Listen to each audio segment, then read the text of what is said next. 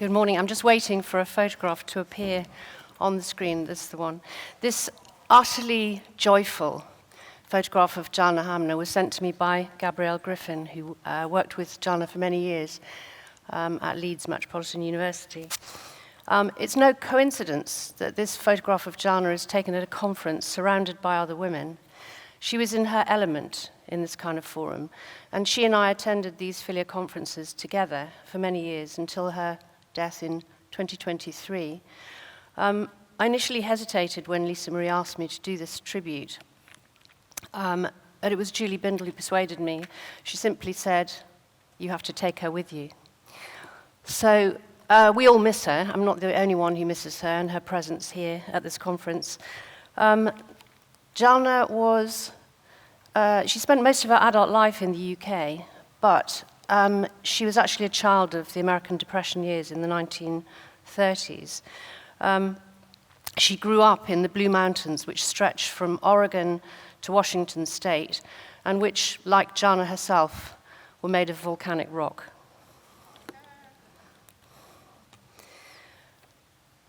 When I first met Jalna, which I think was at the 1996 conference, which you're about to hear about, it was clear that she had the most extraordinarily agile and fertile mind, but I had no idea how many projects and feminist organizations that she'd actually been responsible for initiating. She was a founder member of the Women's Aid Federation, for starters, and she set up one of the first women's studies courses in the UK. She was still setting up campaigns well into her 80s. Even the Emma Humphreys Prize was Jalna's idea. When everyone else was in shock and sadness after Emma's death, shortly after her 30th birthday, it was Jalna who saw this tragic event as a call to action. And she suggested that we set up the prize not only to remember Emma's life, but also to make a difference to other women. She was an activist to her core, and she, unlike other women, we're often used to women who've experienced violence being described as survivors or as victims, but Jalna preferred the term experts. And she took some of these experts with her to Brussels to the International Tribunal for Crimes Against Women in 1975, which is where she met Sandra McNeill, who, like Julie Bindel, remained a lifelong friend and collaborator. Jalna was not strategic, and she wasn't diplomatic, but she could see an opportunity a mile off and chase it down with the kind of determination and confidence that made her a formidable operator. She created Trouble and Strife magazine, which some of you may remember as a forum for feminist political debate, but it was also a record of the women's liberation movement. And her passion for recording feminist activism led to the establishment of the Feminist Archive North, of which Sandra is still a trustee. And it's a living, breathing collection, so if any of you have any material that you think should be in that collection, make sure to track it down and make sure that your material is in that collection. Jalna was under no delusions that how important it was that feminist history should not be lost as it has in the past. Another of her initiatives was the Open University Women's Studies course, which Liz Kelly and I taught on for many years in the 80s and early 90s. And Liz will vouch for the fact that it was no ordinary course. It was a brainchild of Jalna and Diana Leonard, and it was the closest thing to consciousness raising that you could imagine in a university setting. Women of all ages and backgrounds came to the Open University course to find the women's liberation movement, and they did. Many of them also found lesbian feminism, often in the course of 1 week at the summer school. You had to be there to believe it, but a woman who started the week wanting her husband to do the washing up often ended the week wanting him to move out. And a woman who started the week saying she'd never been attracted to another woman often ended the week having fallen head over heels in love with another woman. These were not exactly the course objectives the Open University had in mind. Jalna was not a traditional academic, and her research methods were often unorthodox. She and her life partner, Sheila Saunders, went around knocking on doors for a study of domestic violence in 1981. In deliberate contrast to a British crime survey that had asked male heads of households about their experience of crime, Jalna and Sheila and Sandra McNeill went round asking women on the doorstep if they had experienced or witnessed domestic violence, and if so, had they reported it, what had happened, what they would have liked to have happened. The study was published in 1984, and they dedicated the book to women in prison who had killed violent men. They not only produced a handbook so that women's groups could conduct their own community research, they also produced a set of recommendations which were crucial in changing police practice on domestic violence. It was actually West Yorkshire Police, of all places, who were the first force to set up a specific trained domestic violence unit. And that was in response to these recommendations. Although many of Jalna's campaigns were local to Leeds and West Yorkshire, her perspective was international, and she recognised that a truly inclusive feminism needed to be secular, global, anti-militarist. She started her political career in the anti-Vietnam War movement. The reason we're honouring her today is because she was the driving force behind the international conference held in this very conference centre here nearly 30 years ago.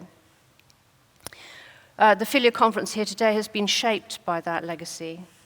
After one of the first FiLiA conferences, I remember Jalna asking Lisa Marie, in fact, she commented to Lisa Marie, she said, "I don't think this is political enough." And then a couple of years ago, at the last conference that Jalna attended, I overheard Lisa Marie say to her, "How are we doing, Jalna? Are we getting political enough yet?" And Jalna said in her kind of slow American drawl, "Oh, I think you're getting there." And that was her last word on the matter, because she died the following year.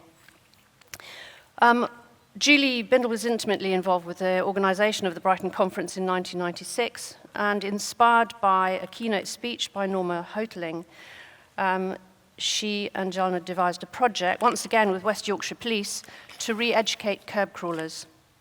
I think you can probably guess that the men who attended those re-education sessions were not subject to the usual kind of training that first-time offenders might expect. Like many of us, Jalna was incandescent about the state of affairs for women. The volcano at times erupted. She was known to be fierce, but despite this, I never heard her raise her voice in a meeting. She listened carefully and she spoke judiciously. And when she spoke, we all listened. She was irreverent and iconoclastic. There are some wonderful examples of these Jalna-esque qualities amongst women who are speaking here at the conference this weekend, for whom activism is in their DNA, whose work is informed by the importance of women's testimony, and who are constantly finding new ways of holding the state to account. I wish you the very best of debates and discussions today and tomorrow, and hope that any feminist initiatives that originate here in Brighton this weekend are fueled by the sheer chutzpah with which Jalna organised that original conference in 1996.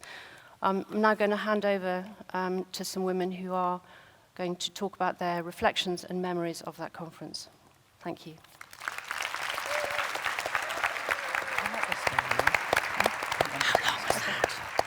There was no timer in front. Okay, it's good to see you all here. My name's Hilary McCollum. I was one of the organisers of the Brighton 96 conference, and I'm joined by Liz Kelly and Purna Sen, who were both attendees, and we're going to be talking about the conference, but I just thought I'd give a brief intro. So, as Joan just said, in November 1996, this very venue hosted a major international conference discussing how to eradicate violence against women and girls, all forms of violence against women and girls. It attracted more than 2,000 delegates from at least 130 different countries. Over the course of that week, we looked at different forms of violence. So the days were structured according to different forms of violence. The first 2 days were on rape, domestic abuse and sexual harassment. The third day was on harmful cultural practices. The fourth day was on trafficking in women, porn and prostitution, and the final day was on child abuse. But the connections between all those different forms were recognised and reiterated throughout the week. For many women, it was a life-changing experience. And we've put together an exhibition about the conference, which is in meeting room 1, which it would be great if you go and drop in and give your reflections of it. But nearly 30 years on, we thought, given that the FiLiA conference was in Brighton this year, that it would be an apt time to reflect on what that conference was about and what we can learn from that conference for where we are now. So, we're not going to introduce do our bios. If you want to look at our bios, they're in the, they're in the C-vent. But yeah, I just also just want to say, I've worked with Liz for a very long time, and I've known Purna for a while, but at more of a distance, and I've got more involved with working with her recently. But both of them have been involved in decades of activism, both in this country and internationally. So, I guess we were just going to start with talking about our different involvements in the conference. So I was on the steering group and I was a speaker, but I'll hand over to Liz to talk about her involvement. I was a delegate, but also, as tends to be what happens with me, I got asked to be on various panels, and there was things that I wanted to talk about, so we offered a panel on doing work around rape. And for me, there was a magic about being in the same room as women whose work I'd read, who I admired, who'd influenced my thinking. And that there's something different about being in their presence, and that they become a real person rather than an abstract person. And one of the things I remember doing throughout the whole time of the conference, 5 days, with more than 2,000 women, it is a lot. And you all know, those of you who know me, know that I think feminism needs to be argumentative. There was a lot of argumentative women in Brighton, and I was having to check in on, I knew pretty much all the women who were in the organising committee. Some of them were my friends, and I saw them kind of brows furrowed, hurrying around and being frantic. And so part of what I spent my time doing was just checking in on them and taking them out for a little bit of a chill. So I do remember doing that.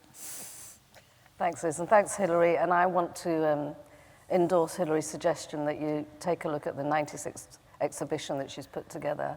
I found it really helpful because it prompted more reminders for me and memories of what had happened and who'd been there.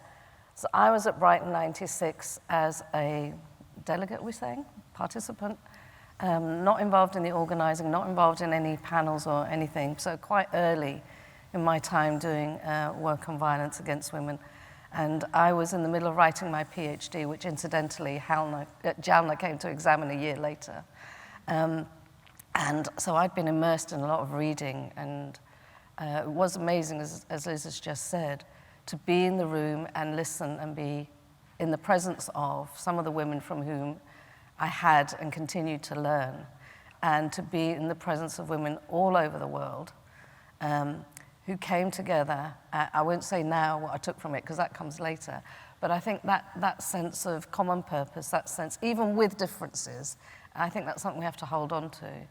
That sense of common purpose, that sense of coming together was really, really energizing, I think, energizing and motivating. Brighton 96 was a year after the Beijing conference, the Fourth World Conference on Women, about which we'll talk at our workshop later, those who are coming. But I hadn't been able to go to Beijing because I was doing my PhD. But I was here, and I think on a much smaller scale here, it was something of Beijing that was carrying through in this country, but connecting us with women all over the world. The other thing for me that was really important, because as I say, it's quite early for me doing this work, is how all those different forms of violence were given a share of the light. That we weren't compartmentalizing, that we weren't saying, I'm going to talk about this, you talk about that, and there the twain shall meet. And the other thing that I really took from that gathering was this sense of possibility, the way that people organize. I remember going to regional caucuses. I remember going to a meeting which Linda from Kwasu ran, actually, about what policy asks we wanted to make in the UK.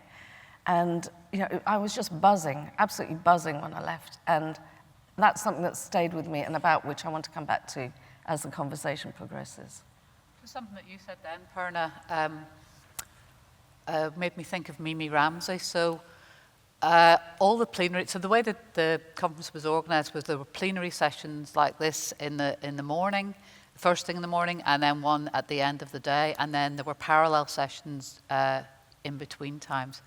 But all the plenary sessions had at least one survivor activist, public survivor activist on the panel, and that you just brought to mind Mimi Ramsey, who talked both about her experience of being married off to somebody she didn't want to marry when she was 18, and him being abusive and controlling of her, but also of her experience of female genital mutilation and the impact that that had on her. And I think that was one of the things that was really powerful, was when you hear women's stories and women speak about their lives, they don't compartmentalize unless we as services try and make them compartmentalize. So she talked about her life and the way violence had affected her life, and she wasn't just talking about FGM, she was also talking about domestic abuse and coercive control. And yeah, just something you said then, just made me, that kind of reminded me that that was real in the room and in the space. And the centrality of survivors was a theme through the 5 days. And I remember, Hilary, I was amongst, I'm sure it was the room full, the whole room, but certainly I was amongst a group of women absolutely in tears when you were speaking. It was so powerful and so moving to have the center stage given over and over again to survivors so we could hear and listen and learn from them. I think that was really special about Brighton.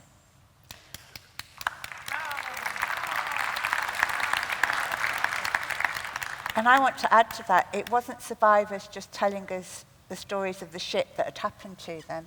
It was survivors speaking about policy, about law, about their knowing, and what their knowing then meant that we should be working to change. And I think that's one of the things that's less often now. Whenever I see survivors at conferences, they're kind of asked to do the tear-jerking thing, but they're not asked what they think, what they know, what they are contributing, what they're doing. Hilary was speaking as a survivor, but she was also speaking as an activist. So I think that way in which we're all many, many things, and not just one thing, was actually part of how survivors were present. Yeah, no, and I think that was very much deliberate as part of the steering. So I was on the steering group, and that was definitely part of what we wanted to do. We recognised that survivor activists are a huge power, and that power can be harnessed as part of how we try and dismantle patriarchy, and that those voices, patriarchy wants to silence survivors because we expose how men operate and organise. We hold up not just a mirror, but also a very powerful light, and that's why they want to keep us in the dark. So I think the power of survivor activist voices over that week. Mimi Ramsey had a huge impact, listening to her for me, and also Norma Hoteling, I would mention, who talked about her experience of prostitution. And both of them were amazing speakers. I didn't hear all of the speakers. That's the thing when you're one of the organisers. I missed a lot of speakers. And actually one of the things that's been really fantastic for me working on the exhibition, and it wasn't just me who's been working on it, there's been a whole group of women who've been working on it, is reading the speeches that I didn't get to read at the time. And a lot of those speeches have now been digitised, and they're on the FiLiA Brighton 96 website. And so many of them connect to the issues that we're facing today, which is part of why we wanted to have this session.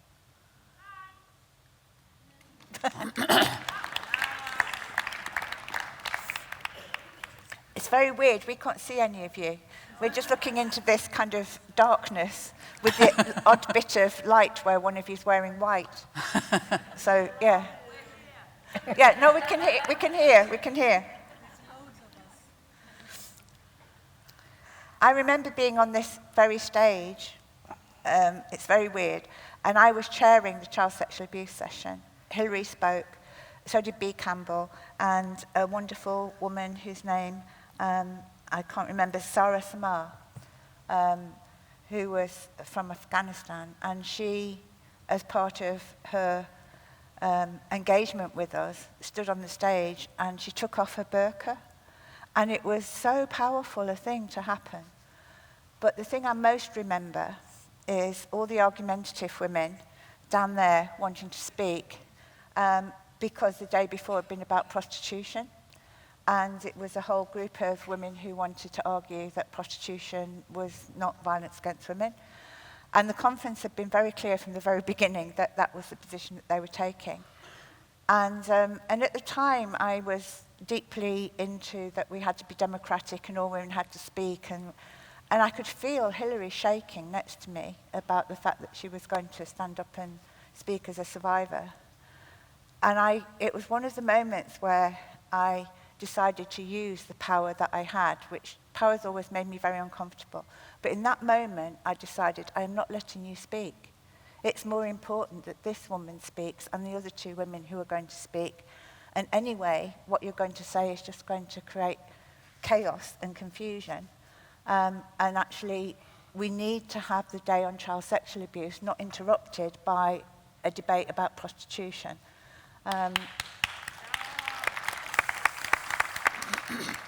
But it was very scary to do that you know you're going against a feminist principle in a way of everybody should have a right to speak. But I think I broke through something at that point that you actually have to weigh things and decide what's more important and decide who's speaking has precedence. And I think that's something that is a contention that we still struggle with.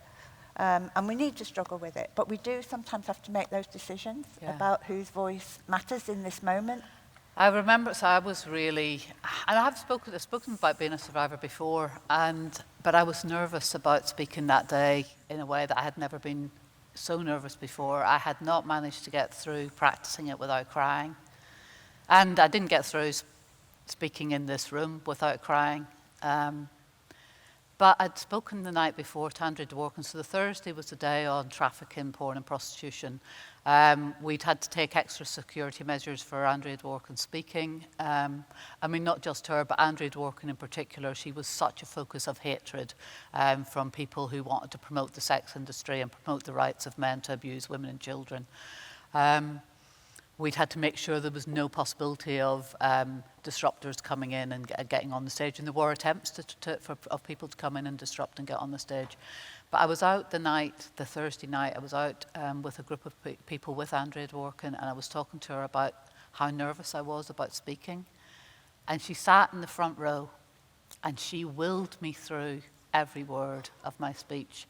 And she was such an amazing, generous, fantastic woman that I still miss in the movement. I still miss her power and her utter dedication to women and her utter dedication to challenging violence against women and girls in all its forms. Although her focus became very much on trafficking, she also spoke about rape a lot and about domestic abuse, and she was also connected, how feminism connected to other struggles.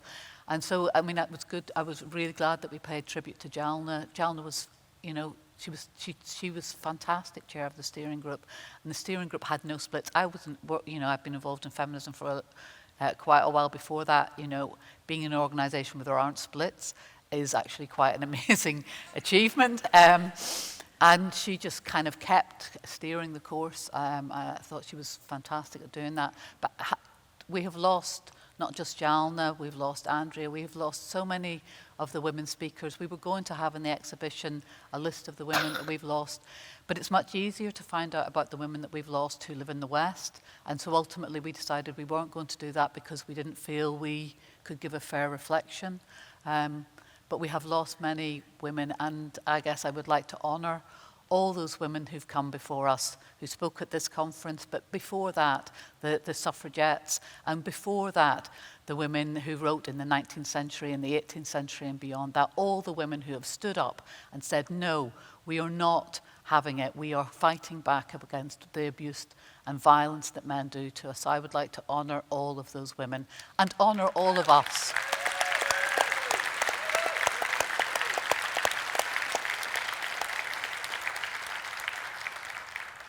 Can I just pick up something you said, Liz, which was about that tension between being democratic and making some decisions that were perhaps not allowing participation? I think it's something we often have to grapple with, and that it's important to talk about how and when we do that, and when that's appropriate, and that we check on each other's power to do that. Because I heard what you said about power being uncomfortable.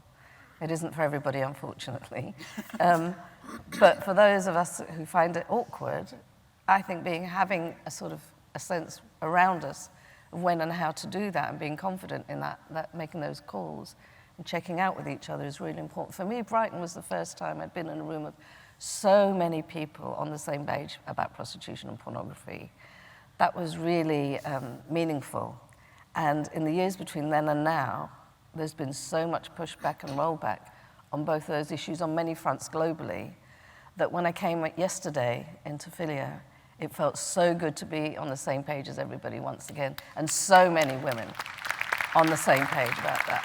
You know, we're going to talk about what's happened between Brighton and now, and perhaps before Brighton and now, but some things, you know, have changed for the good and some have not. And I think it's really important, those spaces that Brighton created, that FiLiA created, that, you know, the tribunal on military sexual slavery, other spaces that women have created, must be the thread through which we can carry that on and carry it forward beyond today. And that line, I think, between, say, the International Tribunal on Crimes Against Women in Brussels in '76, the tribunal in Tokyo on what are called, the people who are called comfort women. You know, there are so many ways in which women have organized their own spaces independently of governments, because governments do a lot of performative convenings. This was a really important gathering for that in the UK, and I want to draw a line between that and FiLiA now, and hopefully onto the future.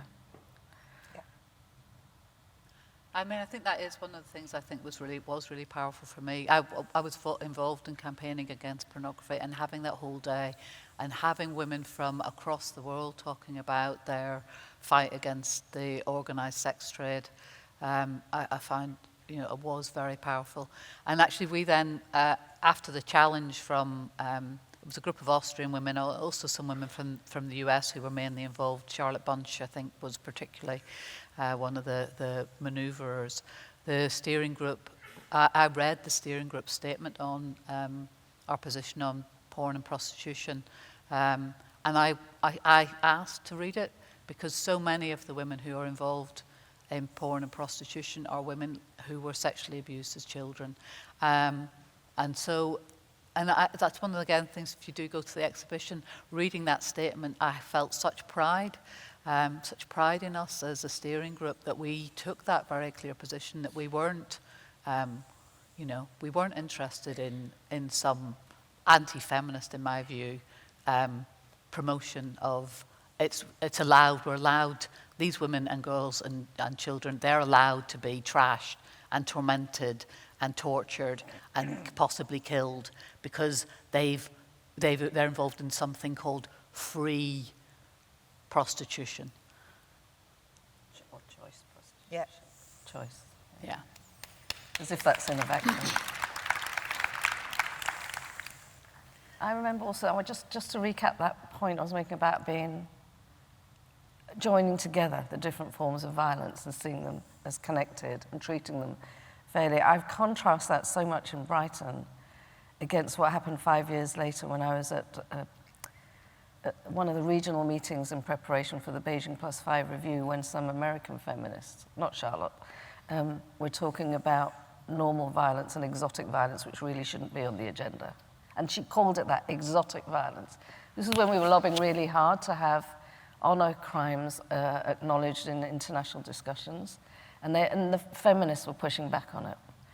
So I do think we need to acknowledge those cleavages between those who call themselves feminists and the commonalities we have. And I think Brighton stands out for me in that sense of commonality, even with differences. Yep. And I don't think differences are bad. No. They can be productive. Some of the things that have made me clarify what I think and why I think it is having arguments with other women, but they're arguments that are done respectfully, that actually we respect each other's positions, and it doesn't mean I can't be friends with somebody if we've got a slight difference of take on something. I think there's something, Hilary found a quote from me that I don't even remember saying, but anyway, apparently I did say it at the conference, that was about how we needed those different days to look at the specificities and the differences around forms of violence, but then we needed to knit them back together again. And one of the things that I found amazing working with Fiona Vera Gray when she was doing her PhD with us, she was interviewing women about sexual harassment, which is the most common form of violence against women. And they were making connections between what they experienced in the street or whatever that would be considered trivial with their previous experiences of rape, of child sexual abuse. So women think in terms of connections, as Hilary said. We know the connections. So I think it's really important. One of the things that depresses me is the way that commissioning, government policy, whatever, separates. And we participate in that. We don't do the work that knits it back together again in our solidarity with different organisations and how we organise locally. And I think we're so much more effective locally if you've got a network of organisations that work on violence against women, rather than somebody over here talking about domestic abuse, somebody over here talking about rape and sexual violence. We need to connect up with each other because then we're more powerful. Yeah. And also just picking up on that, that's not just in terms of victim survivors or survivor activists or however you want to term that. That's in terms of perpetrators. You know, trying to dealing with perpetrators, you know, we're looking at the domestic abuse perpetrators here, and then we might look at the rape perpetrators here, and we might look at the child sexual abuse. They're all the same men.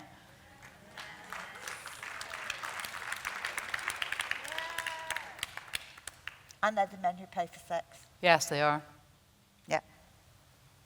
And often the men who abuse animals, they're not. I mean, they're not. That's not always true, but you know, the connections. I mean, that's also one of the things that I find really powerful for me about Brighton.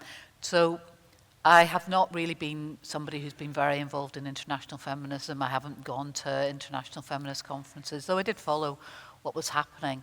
But having women here talking about their experience of violence and abuse and the ways in which it was similar to my experience and the ways in which it was different to my experience, I found really powerful. We had a woman called Frida Akhtar who talked about population control as a form of violence and control of women, and particularly about how it was about controlling the numbers of black people in the world, which I hadn't kind of come across that, hadn't really thought about that, and I found that a very powerful way of expressing it. And she also talked about the impact of multinational companies in the developing world, the impact of the World Bank, the International Monetary Fund.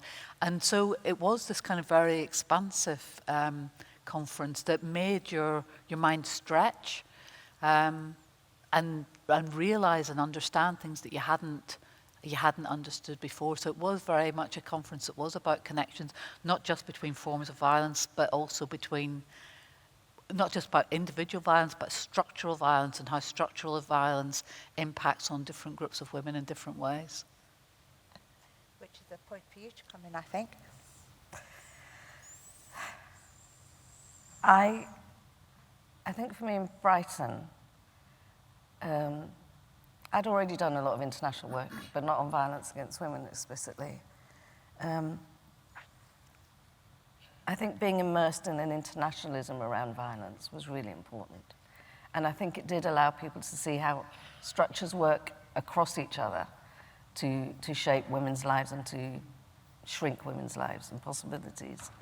But I think that sense of connection and learning also, for me, took further conversations we had, Liz, around rights. Mm-hmm. And so I think we need to talk about accountability for those patterns, those actions, at a state level as well as individual level.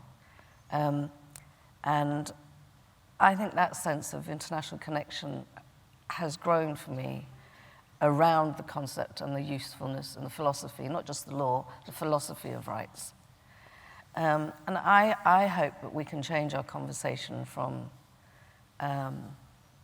wanting change or asking the state to be different or to be nicer to women. And I don't think here that's necessarily the language we use. But I do think that's implicit in a lot of asks we make of the state, to thinking about and using the language of entitlement and rights. And I think what was very strong at Brighton, and it is at every gathering of women talking about violence, is that we have a right to be free of violence. It's not an option. It's not a nice thing somebody's going to do for us, but it is an entitlement. And it's a demand we have to make of the state in all its forms and regional, national, supranational variations.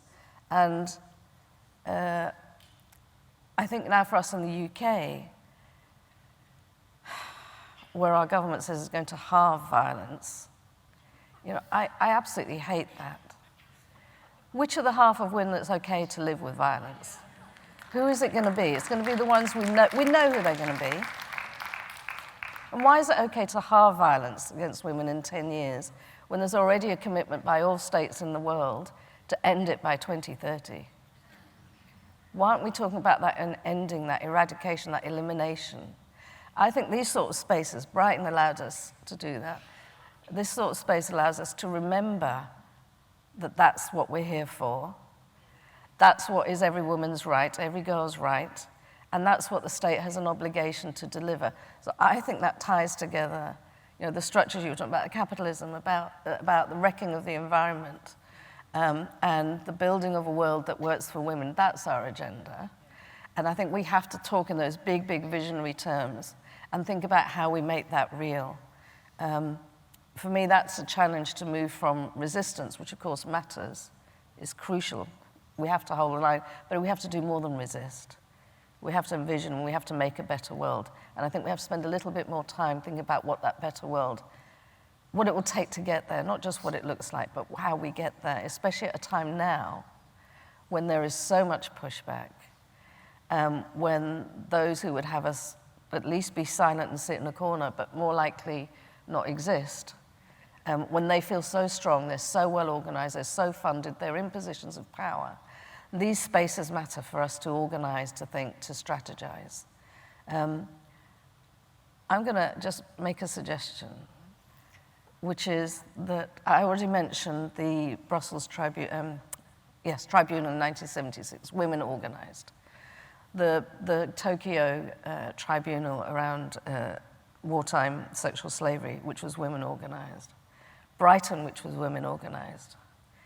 And FiLiA, which is women organized. That's one strand I see. And then there's all the government events, international government events and national governments events in different parts of the world. And of course they intersect at times, and they have to. And it's important that this organizing influences what's happening here. But we don't have more sympathetic governments now. We don't have more sympathetic, maybe sympathy is not the right word, more aligned people in power or funders now. So I think our challenge is how to make those spaces continue into the future at a time when we're under so much assault.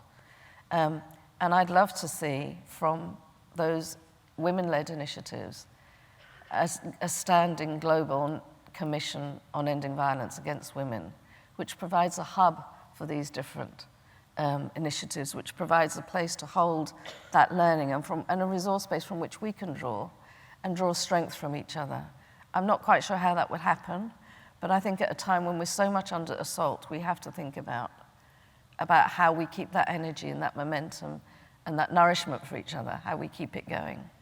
I think we need, and I'm not, again, I haven't got a plan for how, but, and some people have heard, let's imagine that the women's movement started in the mid-60s, what we might term the second wave onwards, and within that terminology, let's say we're kind of 60 years in, and that's kind of ignoring the previous work that was done in the 1900s and actually before that. But let's just say we're 60 years in. So Brighton 96 was 30 years ago. And we're now 30 years on from that. We've had refuges for more than 50 years. We've had rape crisis centres pretty much for 50 years, certainly in most countries in Europe and the USA and Canada. And yet, I don't think there's any less violence against women and girls. If anything, I actually think there's more. And I think part of the reason why there's more is we have lost at the minute on porn and prostitution, and that is such a driver for other forms of violence against women and girls. But 30 years on from Brighton, I feel that men are no more accountable, on the whole, for the violence and abuse that they do to women and children than they were 30 years ago. And we have to grapple with how we make the state hold men to account. And we grappled with it at Brighton 96. A lot of speakers talked about it, but still 30 years on, we haven't cracked it, and we have to keep working on how we crack it. And there are other things that we can do, but I still think we have to force the state to do something different with abusive men than what they're doing at the minute.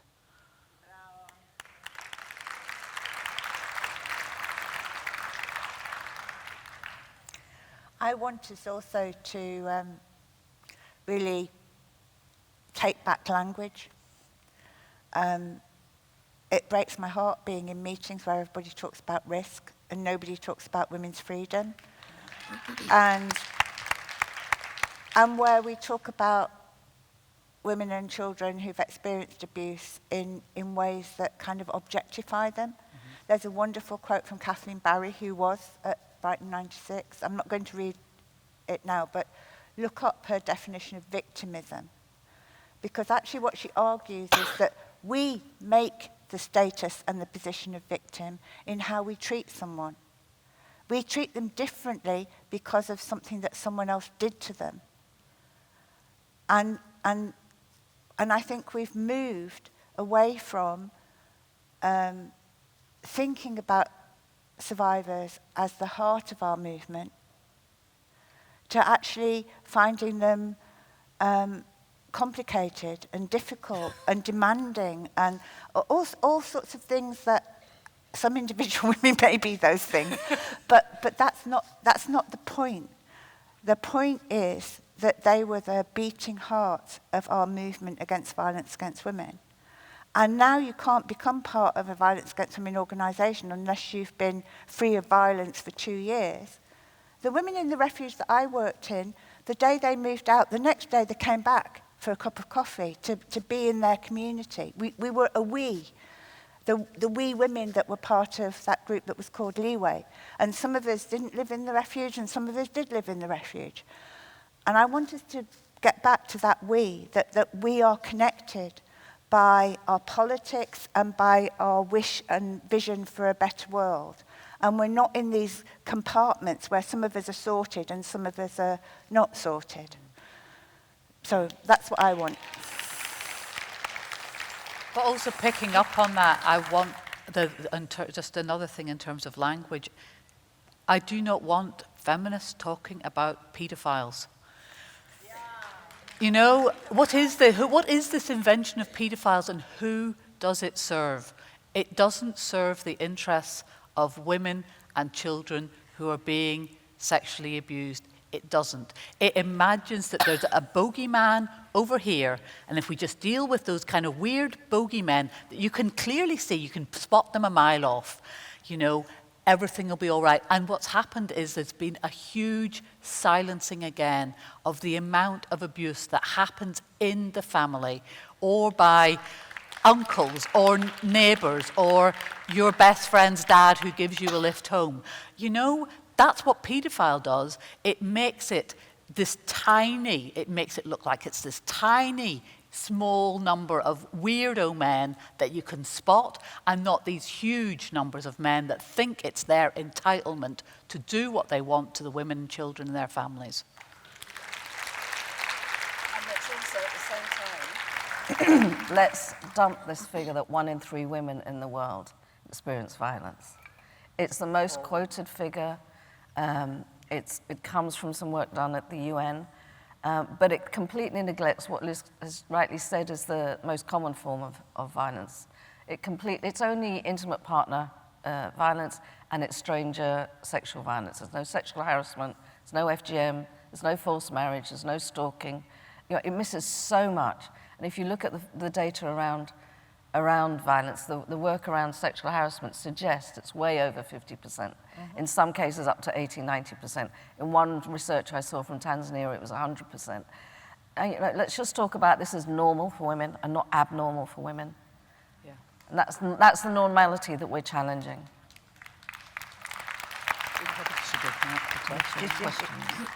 Questions and contributions, yeah. So we're thinking it's time we should stop doing most of the talking and open up for questions or contributions from this darkness that we see. Is there some way we can do that? I'm not sure we're allowed to have the light. I think it'll... But you can see each other. You can see each other. And we think... Okay, we think some of you might have been at Brighton too. And you might have things that you want to say because you had a different Brighton experience than we did.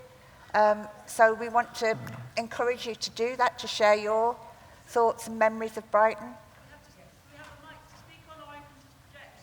I just want to make a contribution to this conversation about 96, members of Brighton 96. Is that okay to do it now? Yeah. Yes.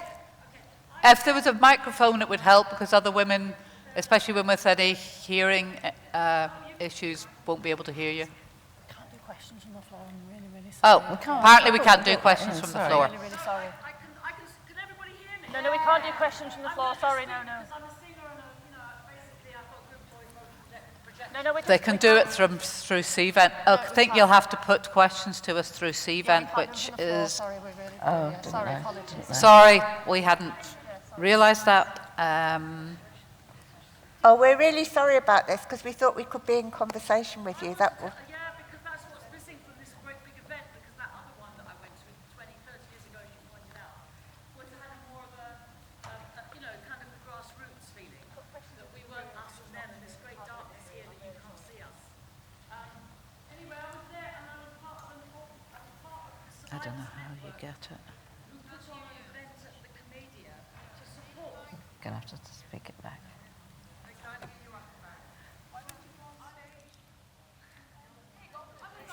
I think it's practically, I don't know practically that it's going to work for people. Okay, she's going... I think part of the problem is that this is being recorded, and if there's a voice... Yeah, okay. But if it's coming from the floor, it's not going to be recorded, so that's what the problem is. I'm really sorry. We can't let technology dictate everything in the world to us. Come on, this is us and them otherwise. You want a real dialogue with us, don't you? I don't know how to practically achieve it. I want to go home now. It feels like, do you know what I mean? It's like I'm having the confidence and the courage to speak. Why don't you say what you've got to say, and then if people don't hear, then we'll repeat what you've said to the rest of the audience. They haven't got one. They haven't got one. Please Just say what speak. just say what you're going to say, and then we will feed it back to the rest. I've got a really good, loud voice.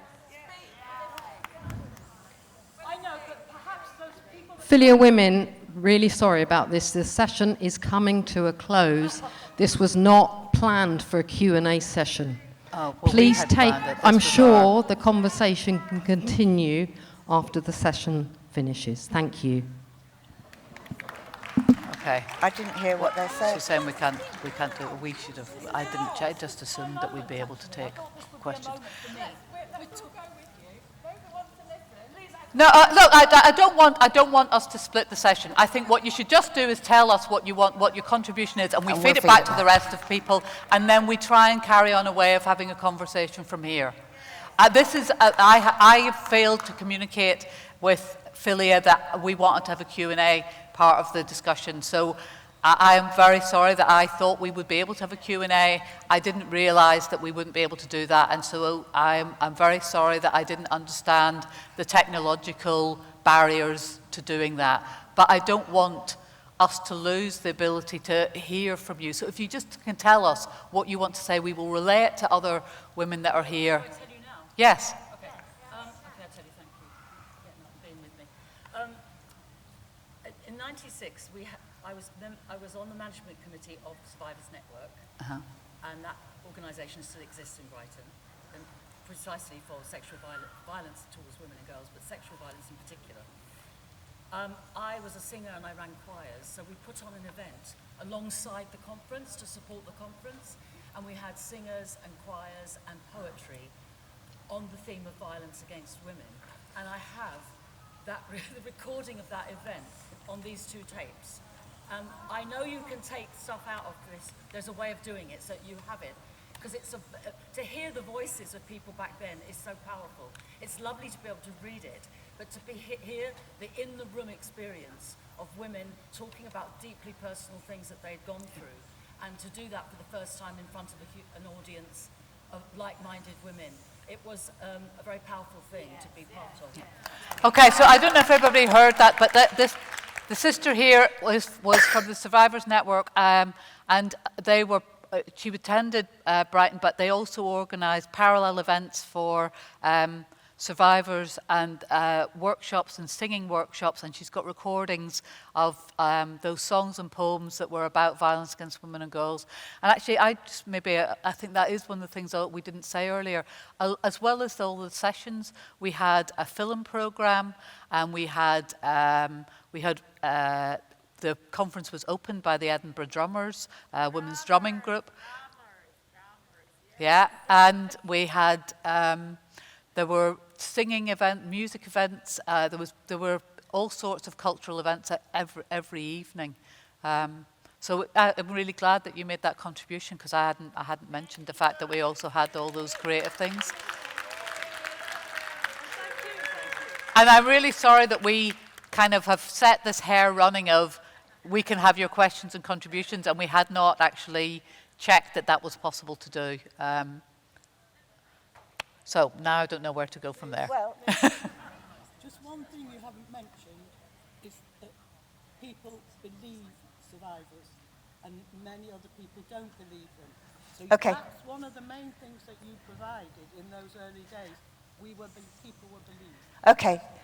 My friend Kathy down here, who's been my friend for a long time, has reminded us that we've just taken for granted something that I think is part of a feminist approach to violence, which is that we have a culture of belief.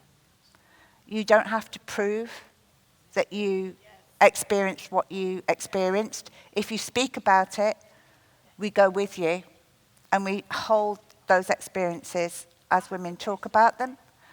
And I think we also have what a feminist called Carol Gilligan called a culture of care, that we've always cared about each other. We've not always, and I hold myself guilty here, not always cared about ourselves as much as we should have done. But we absolutely have created a culture of care, caring about each other, caring for each other. And maybe what we need to do now is the other bit, caring with each other. But absolutely, we've created these ways of being around violence that enable survivors to speak and feel heard. And that's one of our contributions. We've not got a lot of time left in this session, but before we end, we wanted to maybe just have a round where we each talk about things that we've taken from Brighton that we think are important for where the challenges on violence against women and girls are now. I don't know, do either of you want to go first on that?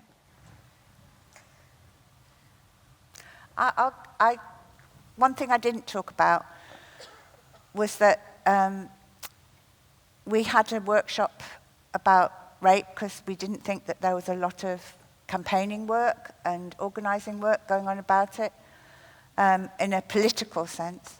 And we founded the Campaign to End Rape. And 3 of the women who were in that workshop went on to be on the group that drafted the Sexual Offences Act in the early 2003, I think maybe it was. But one of the things that it did for me and the 2 women I was working with at the time then, Linda Regan and Sheila Burton, was that we made a commitment that we would always try to have a project on sexual violence, because it was always the poor relation in the corner in terms of funding, in terms of political attention. So one of the things I took was a commitment for myself and the women I work with to actually keep sexual violence at the core of what we do. So, and we've always done that.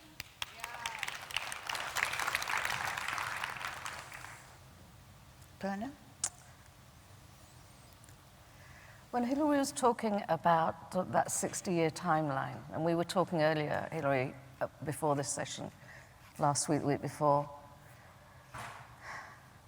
I told you about change, my sense of change. And I think at this time, at this moment, when we are faced with so very many challenges and affronts and rollbacks that we're fighting so hard to keep at bay, I think it's helpful to remember some of the good things.